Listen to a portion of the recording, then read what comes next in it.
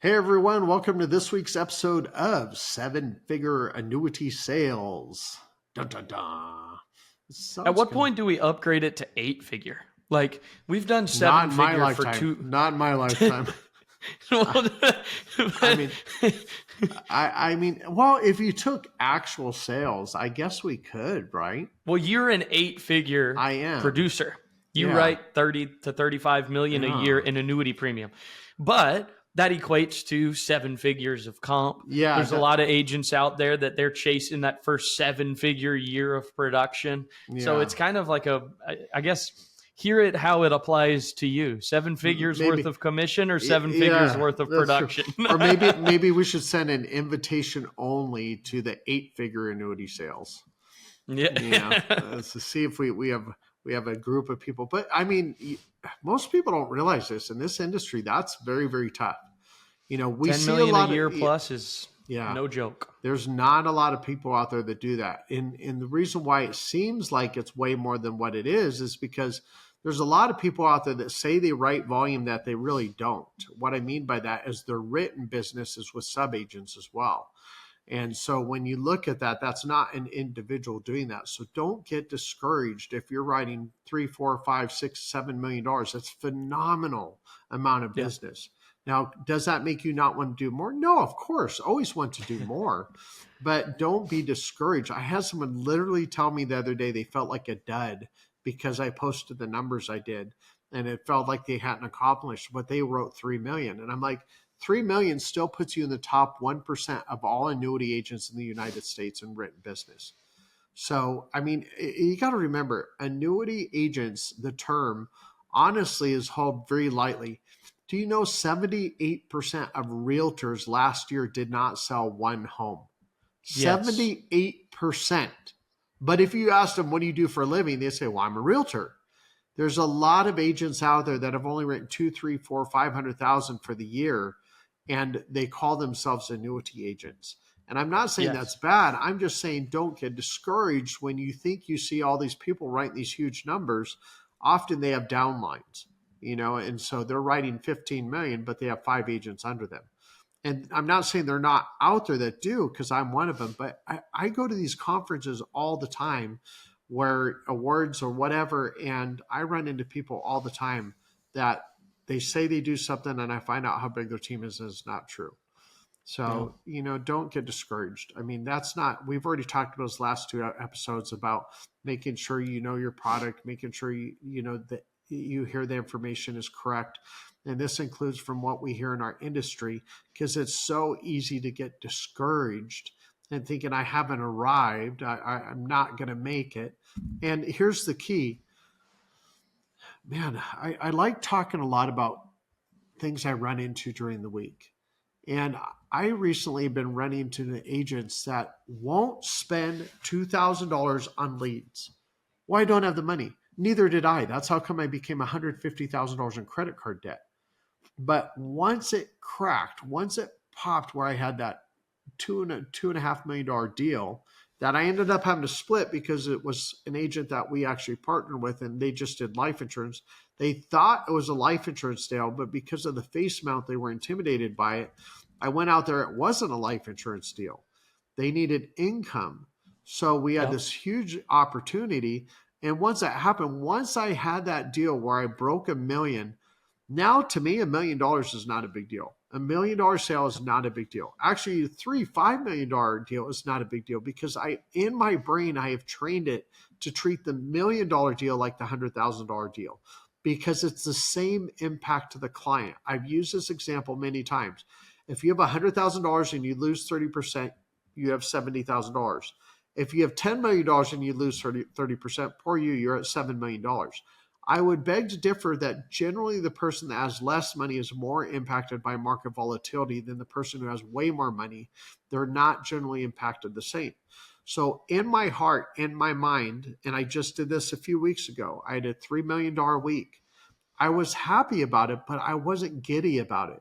I was just like, okay, this is a good week. The other thing you fight too, and people often don't understand this, when you start producing big numbers, it does not matter what you did the previous week. It's what are you doing now? You That's can't right. ride on what you did, it's what you're doing. And that's actually, I saw this really good video. Josh sent it to me, and it says the key factor to champions is not what do they do or what do they have that I don't have. It's what don't they have that I don't have. And the thing is a champion does not have an off button. Mm-hmm. They just don't shut off. Was that And Alex Hormozy? I believe so, yeah. Yeah. And it was so inspiring to me because there's a lot of people that give me a hard time because I can't shut my brain down. I really can't. I try, unless I'm on a cruise. If I'm on a cruise or we're on some, if I'm with Leilani and we're on in some trip somewhere, or even when we take the whole family and we go, I can shut my brain down there. I can literally stop thinking about business. It's not difficult. But if I'm in my territory, my brain does not shut down. There is no off button. I woke up last night at 3 o'clock thinking about something. It is constant that I wake up in the middle of the night and I'm thinking of ideas, how to do things, how to change things, how to make things better for people. And I will start not texting myself, emailing myself reminders. And all of a sudden you see from 2 to 4:30 a.m., I got this string of emails that I sent of just the subject line is ideas, and then I transfer them when I wake up. But that is the thing. And I think in our industry, if you want to be successful, as long as when you're working, I'm not saying vacations, when you're on a date with your wife or you're out with your spouse, you have an off button. You need to focus directly on them. Now, there is a reference though. You don't have an off button. Your button is going to something else. So I'm focused on work. When I'm on a date with my wife, now my on button is for her. Like that is, there's no off button. That is on time with her. Unless, and my wife is really good at this, where she says, time to turn things off.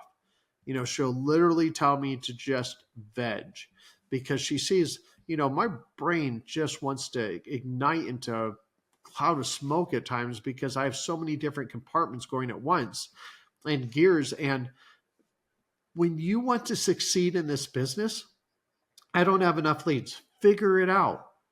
Well, how many leads do you have? I have 30. Then call again. You don't have to leave a message every time. Call again.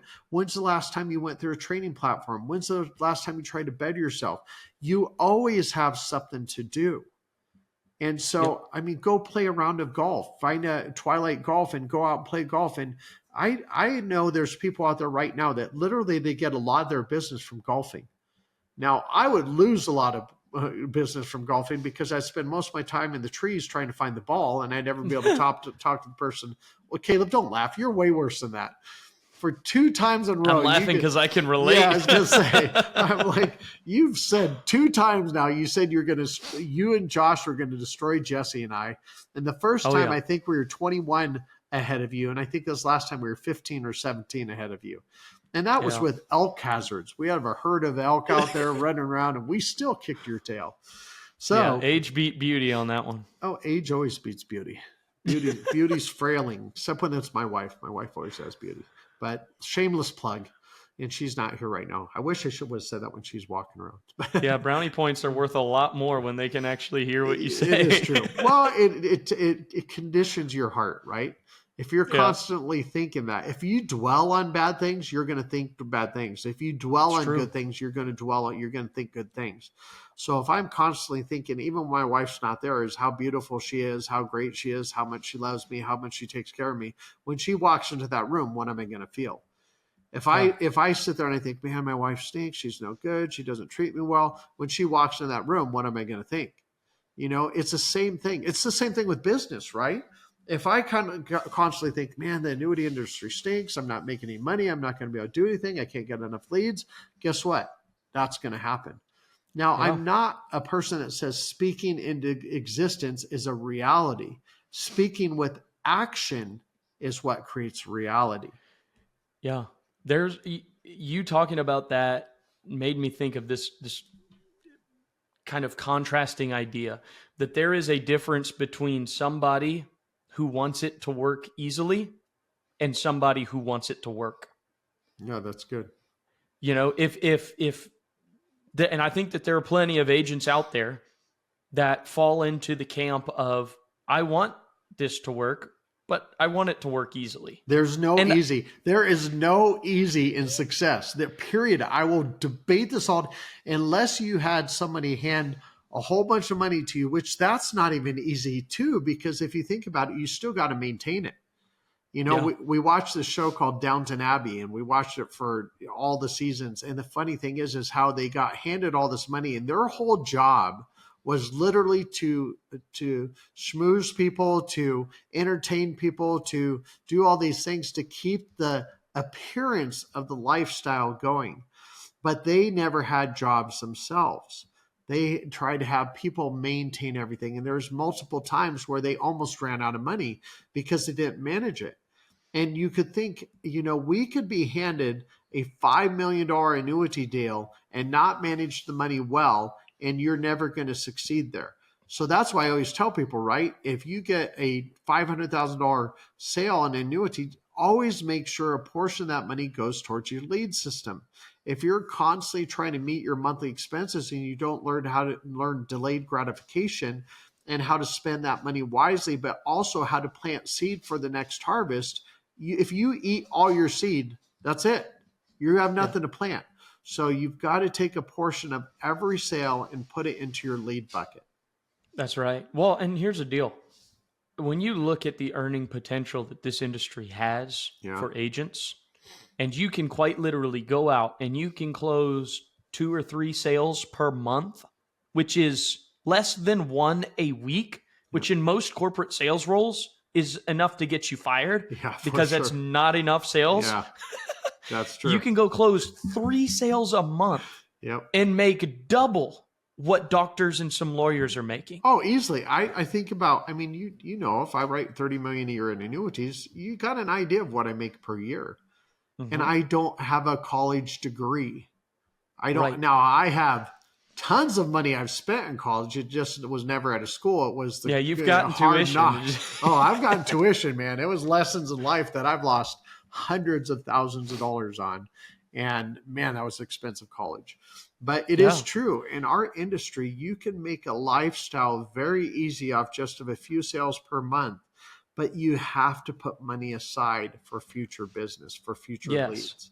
And my argument is that you don't get to have that kind of earning potential and it just be easy. No, Like what I'm saying is, it's not an easy thing to no, go and sell annuities. no. It's not.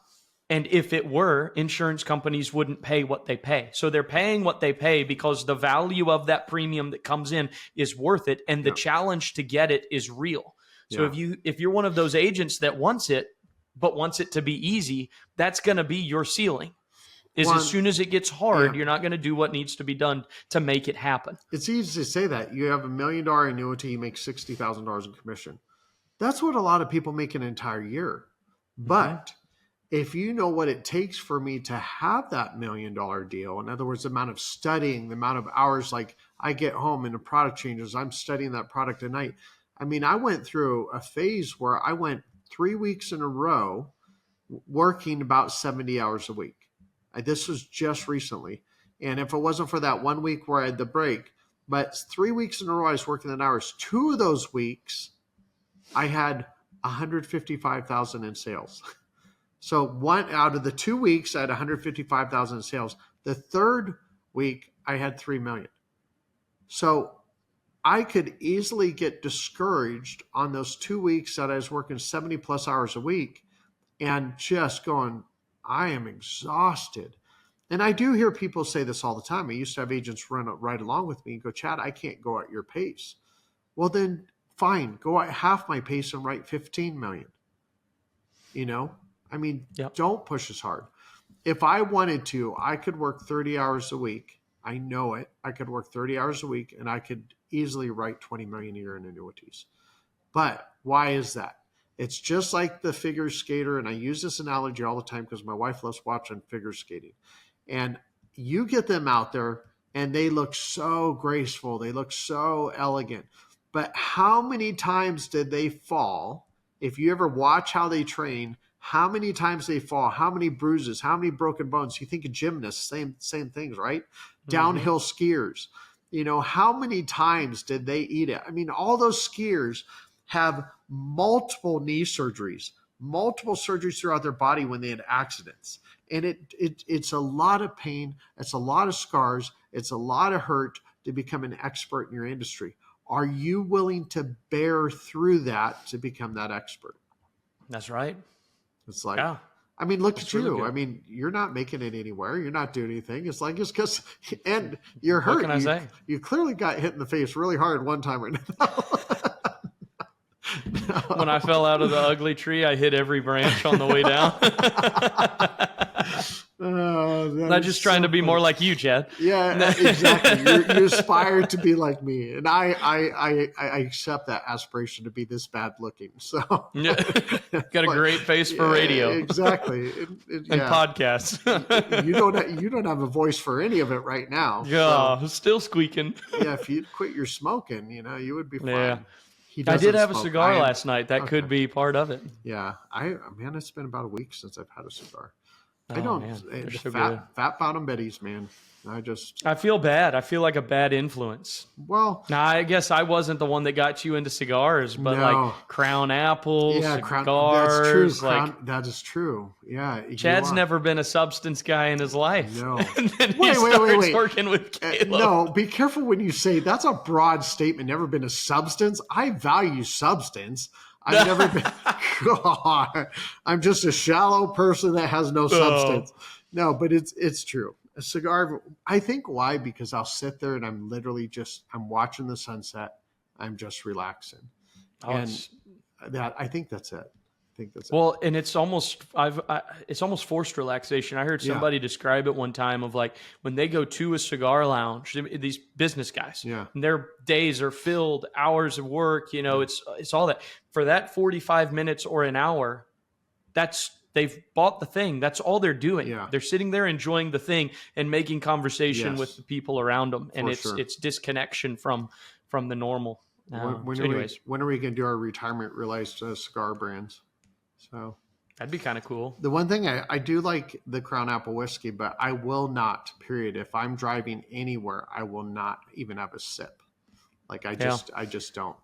It's like, I've gotten to the point too where it's like if I find myself wanting it, I'll just not have it. It's almost like I need to be in a position where it's like, oh, I don't care or not. To actually. So the other day, I actually had a really, really rough day, and Leilani goes, "Hey, you want me to get you some whiskey?" I said, "No, I'd be drinking it for the wrong reasons." So I was like, "I can't do that. I can do it because I love the flavor. I'm not doing it to relax, and I'm not doing it to numb anything." So that's good. Okay, well, how we got off the whiskey annuity hour with retirement? Well, you guys used to do your happy hour. You don't even do that anymore. No, we're picking it back up, Josh and I, with Annuity Happy Hour. When we transitioned from in office to fully remote, and that's where we were recording. Now we've got another place to record and all that, so we'll pick it back up. But we had about a 3-month siesta from that. Did that hurt when you transitioned? No. Okay. No. Oh my gosh. We'll leave it at that. I hope you guys have a great day, and of course, happy selling.